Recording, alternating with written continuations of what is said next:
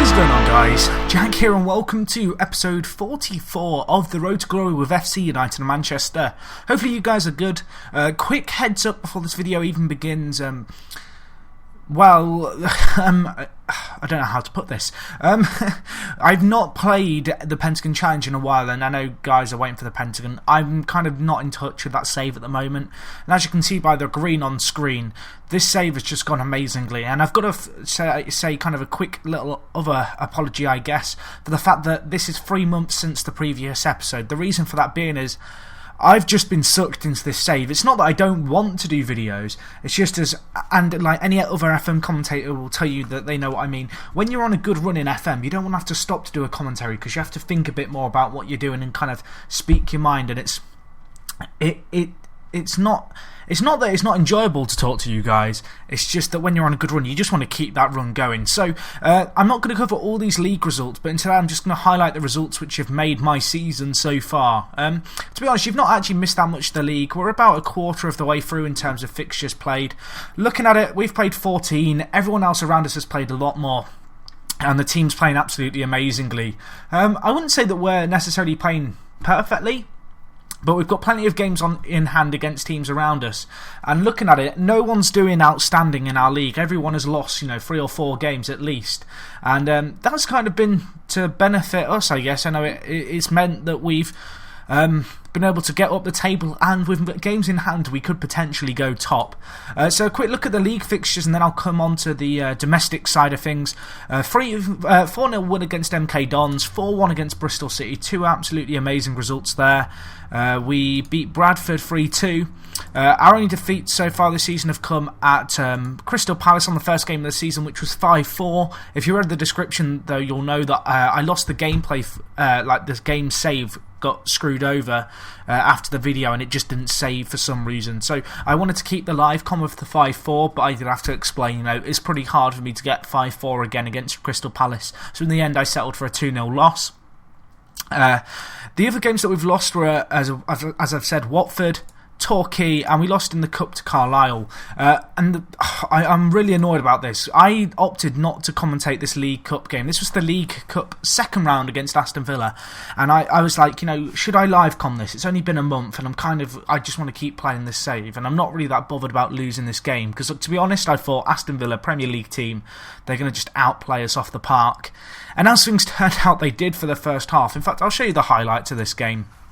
They went 3-0 up after 48 minutes, and I was thinking, I'm so happy that I didn't record the commentary for this, because it just would have been embarrassing. And then, kind of out of nowhere, we came from 3 goals behind to get a 3-3 draw, and then we won that on the penalty shootout in sudden death.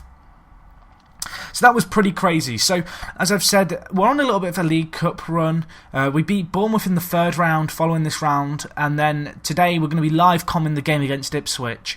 I actually wanted to ask you guys, with this series I started off when I first started doing this, doing monthly updates, and I would like to keep the monthly updates going, but I kind of feel like that's a little bit too frequently, and I'd rather do shorter, longer episodes. So I'm thinking maybe do an episode every 2 months. I'd be interested to hear your guys' feedback on that. Would you prefer that? Because I'm kind of open to any suggestions. But anyway, this is where the comeback began, I do believe. They would certainly put on pressure, but if you look at the stats in the bottom left-hand corner, we were no pushovers this game against strong Premier League opposition. And what actually happened was Vaughan there could have made it 4-0 to them, and we went straight up the other end. And to be fair, this was pretty impressive by us. We go straight up the other end and we get a goal back, and although 3-1 against Premier League opposition, I really wasn't expecting anything. It was nice to get a goal, and then this is where the game kind of took a really weird turn, because in the 88th minute we made it 3-2. And I was sat there thinking, well, 4 minutes, let's just set ourselves to overload. It was an absolutely insane goal by Billy Reid there. Crazy finish by him. And then we got our third goal of the game. They got a free kick, committed men up the field, and we hit them on the counter in the 91st minute of extra time to go up and score to make it 3-3. And from there, we managed to hold out through extra time, and we won the penalty shootout. And as happy as I was buzzing, like literally like jumping up and down in my seat. I was so annoyed that I hadn't commentated the game. So I have got to apologise for that, because that would have been an epic live com. But anyway, they're the results really. I'll show you individual player performances quickly. So top appearance player for our team is Peltola. Brian Boyce, who's out on loan, is also performing really well while he's out on loan in goal. But Peltola this season, the Finnish guy, he's improved bags. He's almost I think he's a Premier League quality goalkeeper, to be honest. But he's played really well for us. Other really big appearance players for us. Glenn Stewart, of course, 19 appearances for him. The guy's an absolute god in the centre of defence, and he really has been commanding that position. Peltari, the centre mid, the other Finnish lad in our team. This guy's been huge this year. 14 appearances in the league, appeared in every single league game, average rating of 7.14.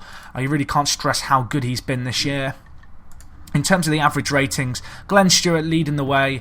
Georgiadis has come off the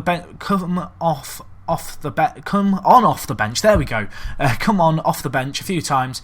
He's got 4 goals from 2 starts and 5 sub appearances, which is pretty decent. Tarkowski this year has been insane. This guy's improving so much in goal. I thought he was going to be kind of 4th in line to have a shot at centre half, but he's improved so much this year already. And 13 appearances, average rating 7.57. Him and Glenn Stewart along with Alex Evans at the back have been huge for us. Billy Reid as well, the right winger. Not a lot more needs to be said about this guy other than that he's been absolutely insane for the past 5 years, and he continues to be a staple of the first team. He actually got an injury lately, and that brings me on to, I guess, the next thing, which is the injuries we've been having.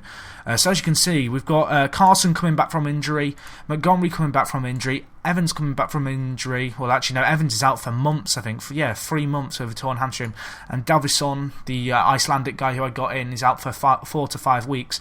And these injuries have really kind of hit us hard. You know, we clearly can't play our strongest 11, which is a little bit annoying, but we've done pretty well, all things considering. We've kind of been lucky because of the lack of games we've had in the league have been down to our league form, and I think there was a few games postponed because of the weather, and that's meant that some of these injured players have had a little bit longer, and when they come back there'll be more games for them to play. In terms of goals, just real quick, top goal scorers in the team are Fum this year. Last year he obviously had a little bit of a slow start, but he's improved a lot this year. Looking at his stats, 13 appearances in the league, 6 league goals, and he's got 10 in all competitions. And then Shane Barney has really upped his game this year as well. He struggled last season, only got an average rating of 7. This year he's already averaging a 7.35. 6 goals in 13 league games, 3 assists, 1 player of the match, and he's also got 2 goals in the cup. But anyway, I think that's everything to cover. I kind of wanted to just, rather than cover all the individual results, give you a kind of a broader understanding of what's happened in 3 months. On the transfer front, one guy who's come in is Roy Hobbs. I brought him in for 300k from Plymouth Argyle. Came through their academy. He's been a really useful player for us because he can play centre-back, anchorman and centre-mid. With the injuries we've been having, he's had to kind of do and come in and play a variety of roles. But to be fair to him, he's done a very good job in those roles. But anyway, I think that covers everything. Here's the tactics. Slight adjustment since the last episode, but the shape is very much the same. And yeah, I think we're ready to go into today's game, which is against Ipswich Town in the League Cup 4th round. We are away. Obviously, it's going to be tough for us. Looking at the injuries, you can see how hard we've been hit. Tarkowski will be selected as captain. That is fine. With Evans, Montgomery, and Peltari's on the bench because he's a bit tired. This is going to be tough for us. We have to accept, we haven't got our full strength squad, but I'd like to fancy our chances. I mean, judged off our other kind of results that we've got, you've got to kind of put some money on us, you'd think, to maybe go out and snatch an unlikely win. But at the same time, I've kind of got to be realistic, because after the Aston Villa game, the chances are that we might get absolutely outplayed today, like we probably should have been against Villa, and then I'll be kicking myself for recording this one and not recording the Villa game. But I kind of promised myself now on this series after that, go on Barney, oh, you've hit the woodwork. Oh, that's a great chance. But no, I've promised myself now on this series, whenever I have a cup game against upper class opposition, I'm going to commentate it, and they've just gone up and scored. 30 minutes in, 1-0 down, we've hit the post. You know, there's some warning signs there for them, but we're not getting enough of the ball at the moment. Ball came in there, just a really scrappy goal. Peltola could only palm it into the roof of his net, which is a little bit disappointing. Probably should have done a little bit better then with it. But nevertheless, 1-0 looking at like it's going to be going into half-time unless it comes from this chance. Can we get it out? Peltola holds the ball firmly. But no, half-time is fast approaching. Just try not to concede now going into the second half. If we could grab one now, that would be amazing. Quidgley's there, a thumb. Barney's got the pace on the inside. There he is. Keeper's made a fantastic save there. Can we get the ball into the box? Barney's there. He buries it. 1-1. FC United and Manchester are back in this, people. Oh, that's a great finish by Barney. I thought the chance had gone when the keeper made that really good save, but the football found its way back into the centre, and Shane Barney finding that extra room of space on his weaker foot, just volleying it into the bottom left-hand corner. So that's a really good first half display. I'm going to tell the lads I'm very happy. I'm pleased with how things are going. Keep it up. But no, I mean, this save's been going amazingly, as you can see by the results. The team's just clicked this year, and it's really odd because I've not really made too many changes to the actual squad. I've only signed 2 or 3 players. But the thing that's made the difference this year really has been the tactics and the fact that the morale in the club is so high that like everyone's playing really well, and as I say that, they've scored. Tommy Smith grabbing a goal for Ipswich. But no, I just feel like the team is a lot more positive this year. We're scoring a lot more, we're creating a lot more, and the tactical change really has done us wonders. Playing that 5 in midfield, and I guess playing to our strengths with our strong attacking presence, you know, in the anchor man of John Carson, and then a really strong 4 in midfield and a really good kind of strike force has meant there's not been as much stress on our defence this year. We've been a lot more attacking. Last year we sat back and I was happy to play the counter-attack and hope that we got a little bit lucky, which didn't really work for us just because our defence isn't great and they didn't perform very well. This year the defence has certainly been a lot better. There is room for improvement still. But that's where I think things went wrong last year. It looks like the game's getting away from us here. I am going to make a few subs. Probably a little bit late now, but better late than never. But I don't know. I'm not going to dwell on things too much. 3-1 against Ipswich. We made it to the League Cup 4th round at the end of the day, which is not... You can't complain with that. We've knocked out Premier League opposition. During the Villa game, we also set a record attendance of 9,000 fans, getting gate revenues of 70k. So obviously that was fantastic as well for us. And that Villa result really was really special. As I've said, I was really annoyed that I wasn't recording and I was going crazy. And Glenn Stewart's got a goal to make it 3-2.